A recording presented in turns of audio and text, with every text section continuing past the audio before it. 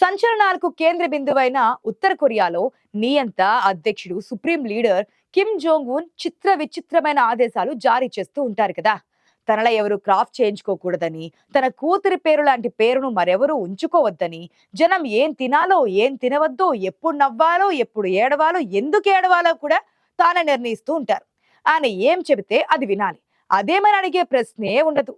అలాంటి 23వ పులకేసి మహారాజా వారు ఇప్పుడు తాజాగా మరొక సంచలన నిర్ణయం తీసుకున్నారు. ప్రపంచ వ్యాప్తంగా వస్తువులకు ఉన్న పేర్లను మార్చేందుకు సిద్ధమయ్యారు. ఇంతకీ ఆయన ఏం చేశారంటే, తన దేశంలో ఐస్ క్రీమ్ అన్న పదం ఇకపై వినిపించకూడదని నిర్ణయించారట. ఐస్ క్రీమ్ అన్న పేరు పాశ్చాత్య దేశాలు పెట్టుకున్న పేరు, ముఖ్యంగా పొరుగు దేశం దక్షిణ కొరియాలో పిలుచుకునే పేరు. అలాంటిది తమ దేశంలో పిలవడం నామోషంగా అనిపించిందో ఏమో, ఐస్ క్రీమ్ కు బదులుగా ఎస్కీమో లేదంటే వరుంబోసింగి అని పిలవాలని ఆదేశాలు జారీ చేశారు. నార్త్ కొరియన్ భాషలో ఈ పదాలకు అర్థం మంచు లాలీపాప్ లేదా మంచు ఐస్ బార్ అని అర్థం. ఎస్కీమో అన్న పేరు వినడానికి వింతగా ఉన్నా ఎవరి పిచ్చి వారికి ఆనందం అంటారు కదా, అదే ఉత్తర కొరియాలో జరుగుతుందన్నమాట. ఎస్కీమో అన్న పదం ఎక్కడైనా విన్నట్లు అనిపిస్తోందే. సాధారణంగా ఎస్కీమోలు కెనడా, గ్రీన్లాండ్, సైబేరియా, ఆర్కిటిక్ రీజన్లలోని మంచు ప్రాంతాల్లో నివసించే ఆదివాసీ ప్రజలు.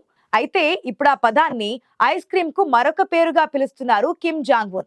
ఇలా ఒక ఐస్ క్రీమ్ మాత్రమే కాదండోయ్, ఇతర వస్తువులకు ఉండే ఇంగ్లీష్ పదాలకు స్వస్తి చెబుతూ కొత్త పేర్లను సృష్టించారు కిమ్ జాంగ్ ఉన్.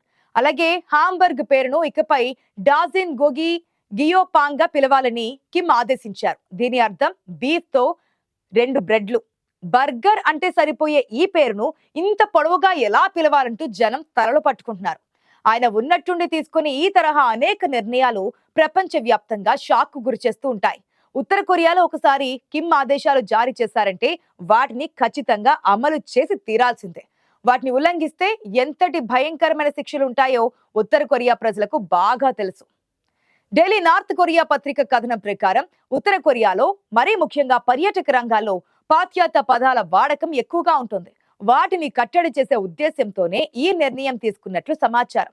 మరీ ముఖ్యంగా దక్షిణ కొరియా దేశంలో జరుగుతున్నట్లుగా తమ దేశము కట్టు దాటి ఆ తరహా భాషకు బానిస అవ్వకూడదనే కిమ్ ఈ కఠిన నిర్ణయం తీసుకున్నారట. ఈ మేరకు టూర్ గైడ్లకు స్థానిక పదాలను ఉపయోగించేలా శిక్షణ ఇస్తున్నారు. ప్రస్తుతం ఉత్తర కొరియాలోని టూర్ గైడ్ వాన్సన్ సహా పలు ప్రదేశాల్లో 3 నెలల శిక్షణ ప్రారంభించారు. దానిలో భాగంగా విదేశీ పర్యాటకులతో మాట్లాడే సమయంలో కూడా ఎటువంటి ఇంగ్లీష్ పదాలు రాకుండా ఎలా జాగ్రత్త తీసుకోవాలో వెల్లడించారట. అయితే విదేశీ పర్యాటకులతో అలా ఎలా మాట్లాడతామంటూ వారు తలలు పట్టుకుంటున్నారు. కిమ్ చెప్పాక చేయడం మినహా మరో ఆప్షన్ లేకపోవడంతో మరో మాట లేకుండా శిక్షణ కార్యక్రమాలకు హాజరవుతున్నారు. విదేశీ పదాలను మరీ ముఖ్యంగా దక్షిణ కొరియా కల్చర్ ప్రభావం ఇక్కడి పర్యాటకంలో ఉండకూడదనే కిమ్ ఈ నిర్ణయం తీసుకున్నారని అక్కడి పర్యాటక కంపెనీలు చెబుతున్నాయి. ఉత్తర కొరియాలో ప్రస్తుతం పాశ్చాత్య దక్షిణ కొరియా పదజాలంపై నిషేధం కొనసాగుతోంది. ఒకవేళ దీనిని గనుక ఉల్లంఘిస్తే శిక్షలు చాలా తీవ్రంగా ఉంటాయి. శిక్ష అంటే 3 పూటలా తిండి పెట్టే జైలు జీవితం అనుకుంటే మీరు పొరపాటు పడ్డట్టే. 3 నుంచి 5 ఏళ్ల పాటు నిర్బంధ కూలీగా కిమ్ ప్రభుత్వం కోసం కఠినమైన పనులు చేయాల్సి ఉంటుంది. అక్కడ శిక్షను అనుభవించే సమయంలో సరైన భోజనం, వైద్య సదుపాయాలు అందవు. ఈ శిక్షణతో పాటు వారి కుటుంబాలను వెలివేస్తారు. భారీగా జరిమానాతో పాటు ఆస్తులను కూడా జప్తు చేస్తారు. కొన్ని సందర్భాల్లో అయితే ఇది కేవలం భాష ఉల్లంఘన మాత్రమే కాదు, యాంటీ సోషలిస్టు చర్యగా పరిగణించే అవకాశం కూడా లేకపోలేదు. అలాంటి సందర్భాల్లో మరణ శిక్ష కూడా విధించవచ్చు. అక్కడ విదేశీ వినోదం, ఇతర దేశాల మీడియాపై నిషేధం ఉంది. అందుకే ఉత్తర కొరియాలో విదేశీ సినిమాలు, సంగీతం, టీవీ షోలు చూడడం నేరం. అలా చేస్తే యాంటీ సోషలిస్టు చర్యగా పరిగణించి కఠిన శిక్షలు విధిస్తూ ఉంటారు. ఉత్తర కొరియాలో విదేశీ నెట్వర్క్ ను ఉపయోగించే మొబైల్ ఫోన్లు కలిగి ఉండడం నేరం. ప్రజలు గోప్యంగా మాట్లాడడం, సమాచారం పంచుకోవడం నిషేధం. పాశ్చాత్య సంస్కృతిని ప్రతిబింబించే హాట్ డాగ్ వంటి ఆహారాలను తినడం, తయారు చేయడం ఇక్కడ నిషేధించారు. దక్షిణ కొరియా నుంచి వచ్చిన మాంసం, బీన్స్, సాసేజ్లతో తయారయ్యే ఈ వంటకం మార్కెట్లలో అమ్మకాన్ని నిలిపివేశారు. విడాకులు తీసుకునే దంపతులను కారాగార శిక్షలకు గురి చేస్తూ ఉంటారు. ఇది యాంటీ సోషలిస్టు చర్యగా పరిగణించబడుతోంది. ఇక ఆధ్యాత్మిక స్వేచ్ఛ విషయానికి వస్తే మత స్వేచ్ఛ, ధార్మిక కార్యక్రమాలు, సంఘాలు ఏర్పరచడం వంటి పౌర హక్కులను పూర్తిగా నిషేధించారు. మరో దారుణమైన విషయం ఏంటంటే జూలై 8, డిసెంబర్ 17 తేదీల్లో పుట్టిన రోజులపై నిషేధం ఉంటుంది అక్కడ. ఎందుకంటే ఆ తేదీలలోనే ఉత్తర కొరియా గత పాలకులు కిమ్ ఇల్ సంగ్, కిమ్ జోంగ్ ఇల్ చనిపోయారు. దీంతో ఆ రోజుల్లో ఉత్తర కొరియా పౌరులు పుట్టినరోజు జరుపుకోకూడదట. దీన్ని అతిక్రమిస్తే దేశద్రోహంగా పరిగణించబడుతోంది. అలాగే కిమ్ వేసుకునే జాకెట్లు, డ్రెస్సింగ్ స్టైల్ ను ఫాలో చేసినా సరే అది నేరమే. జనం ఒక్క పెళ్లి మాత్రమే చేసుకోవాలి, వారితోనే జీవితాంతం గడపాలి, మరో స్త్రీ వైపు కళ్ళెత్తి చూడకూడదు. కానీ కిమ్ జాంగ్ మాత్రం అనేక మందితో ఎంజాయ్ చేస్తారట. మీకు తెలుసా, ఆయన ఏడాదికి 25 మంది అందమైన కన్యలతో గడుపుతూ ఉంటారట. అందుకోసం ప్రభుత్వమే అధికారికంగా ఫ్లేజర్ స్క్వాడ్ ఏర్పాటు చేస్తూ ఉంటుంది. ఉత్తర కొరియా నుంచి తప్పించుకున్న ఎన్మీ పార్క్ అనే యువతి కిమ్ జోన్ కు సంబంధించిన ఈ సంచలన విషయం బయటపెట్టింది. కిమ్ ను సంతోష పెట్టేందుకు ప్రతి ఏడాది 25 మంది అందమైన వర్జిన్ అమ్మాయిలతో కూడినటువంటి ప్లేజర్ స్క్వాడ్ ను తయారు చేస్తున్నారని వెల్లడించింది. అమ్మాయిల అందం, వారి కుటుంబ నేపథ్యం ఆధారంగా అమ్మాయిలను ఎంపిక చేస్తారని, అనంతరం వర్జినిటీ టెస్ట్ చేయించి 25 మందిని తీసుకుంటారని పార్క్ వెల్లడించింది.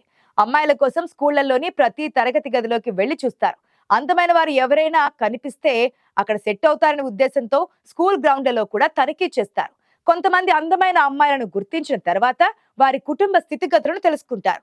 దేశం విషయంలో వారి నిబద్ధతను పరిశీలిస్తారు. ఉత్తర కొరియా నుంచి తప్పించుకున్న కుటుంబ సభ్యులు దక్షిణ కొరియా లేదా ఇతర దేశాలలో బంధువులు ఉన్న కుటుంబాల అమ్మాయిలను ప్లేజర్ స్క్వాడ్ లోకి తీసుకునేవారు కాదని పార్క్ వివరించింది. ఉత్తర కొరియాలో ఏం జరిగినా అదో విచిత్రంగానే ఉంటుంది. ప్రపంచానికి భిన్నంగా ఉండే అక్కడి నియంత పోకడలు ఆశ్చర్యం గొలిపేలా ఉంటాయి.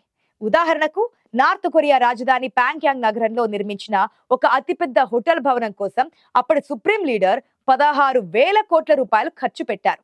అయితే దాని నిర్మాణం అసంపూర్తిగా ఉండడంతో ఇప్పటి వరకు ఒక్క కస్టమర్ కూడా హోటల్లో ప్రవేశించలేదు.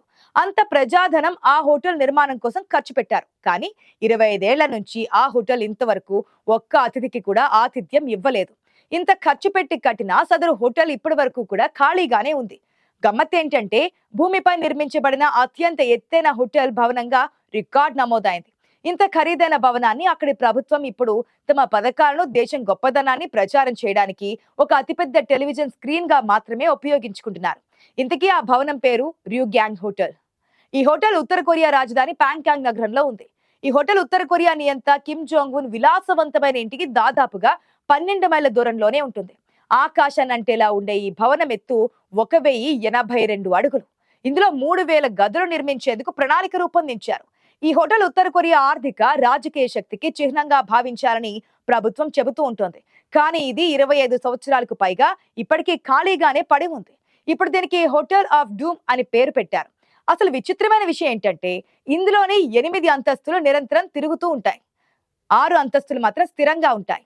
ఇంకా చాలా రకాలైన కొత్త ఆలోచనలను నియంత కిమ్ ఆదేశాల మేరకు నిర్మించారు. కానీ వాటికి సరైన పునాదులు లేకపోవడం, ఇంజనీర్ల లోపాలు హోటల్ ఆఫ్ డూమ్ భవనానికి శాపంగా మారాయి.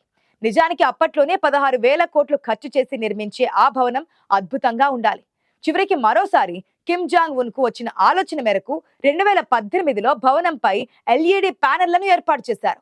ఉత్తర కొరియా ప్రభుత్వ ప్రచారానికి ఈ హోటల్ ని ఓ అతిపెద్ద టెలివిజన్ స్క్రీన్ గా మార్చారు. ఇదంతా చూస్తే ఆయా దేశాల పాలకుల వైఖరిని బట్టే దేశం కూడా వంకర టింకరగా నడుస్తుందని అర్థమవుతుంది కదా.